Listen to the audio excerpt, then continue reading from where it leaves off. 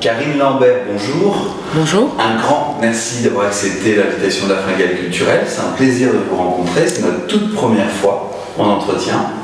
Merci à vous de m'avoir invité. Alors, vous êtes l'auteur de L'immeuble des femmes qui ont renoncé aux hommes. C'était votre premier roman. Aujourd'hui, on se voit pour votre second qui s'appelle Eh bien, Dansons maintenant, en librairie aux éditions Jean-Claude Lattès. Dans quel état d'esprit vous êtes à la sortie de ce deuxième roman ? Dans l'état d'esprit d'un deuxième roman c'est très différent par rapport au premier. Le premier, c'était l'insouciance de la débutante. Ouais. C'est comme si tout était un cadeau, quoi. Je réalisais mon rêve d'enfant et puis il a été largement dépassé. Je ne m'attendais pas à avoir autant de lecteurs, à être traduite dans des pays. Et donc le deuxième, il n'y a plus cette insouciance a disparu. Et donc il y a comme une attente des lecteurs, des libraires, des journalistes. Il y en a qui peuvent comparer. Donc...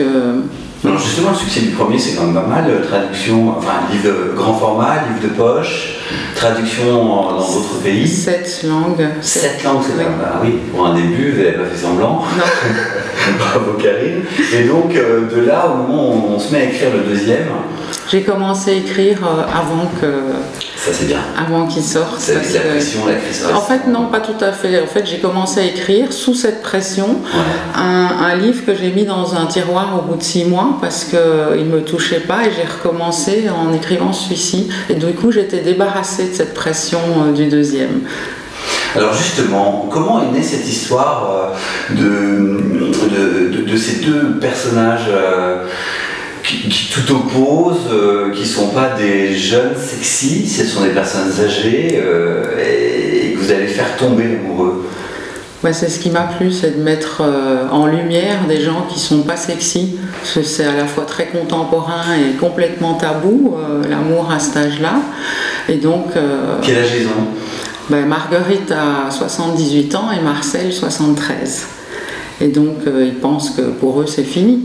Et donc c'est justement là que ça m'a intéressée. Le détonateur de mon écriture, c'est la maman de mon meilleur ami, qui était veuve après 50 ans de mariage et qui était défaite, désemparée, sans goût à rien. Et je m'attendais à tout, sauf à la retrouver un an plus tard, me racontant les yeux brillants comme une petite fille, qu'elle dansait dans sa cuisine avec son nouvel amoureux. Et cette histoire n'est pas la sienne, mais ses yeux brillants m'ont accompagnée tout le long de l'écriture. C'est le point de départ en tout cas. C'est le point de départ, c'est l'étincelle. Ça vous a aidé à construire le personnage de Marguerite? Non, ça a été l'étincelle. Après, j'ai interviewé beaucoup de personnes de cet âge-là, j'ai lu des essais, j'ai été d'étonnement en étonnement, parce que c'est un univers que je ne connaissais pas tellement.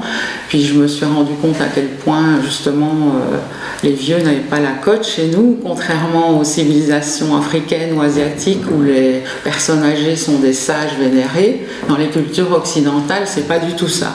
D'ailleurs, si vous ouvrez le dictionnaire au mot vieux, vous trouverez périmé, usagé, poussiéreux, hors d'usage, fossile.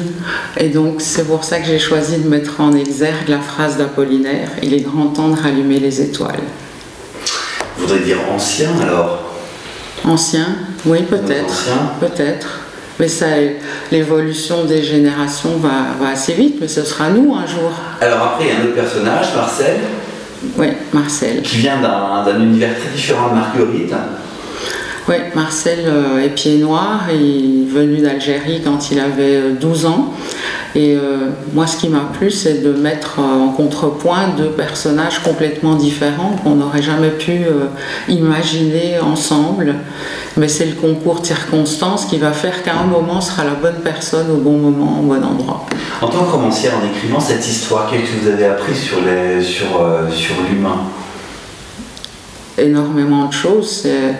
Par exemple, j'ai entendu des enfants de 40-50 ans me dire « Oh, ma mère, elle est très autonome, elle se débrouille très bien toute seule. » Et cette même mère me dire « J'attends le mardi, le jour où la femme de ménage vient pour avoir quelqu'un à qui parler, mais je ne veux pas déranger mes enfants. » Par exemple.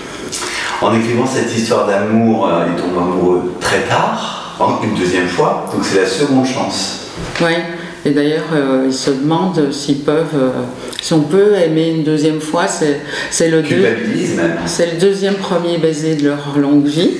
Et est-ce qu'on peut, sans trahir un amour qu'on a vécu ou ce qu'on était, s'autoriser à vivre ça? Et donc ça correspond aux funambules sur le fil. Est-ce qu'ils vont oser se rejoindre sur le fil et danser? Vous croyez à l'amour à 100%? Moi, j'ai envie de transmettre un message optimiste et que, oui, j'ai envie que ce soit contagieux, l'urgence de vivre l'instant présent, vivre intensément jusqu'à la fin, s'autoriser à danser, être libre, sans plus attendre. Oser, c'est ce que dit votre personnage. Oser. Et je crois que ce qui me plaît, c'est la lumière qui se faufile dans l'impasse et comment les gens rebondissent quand ils pensent qu'ils sont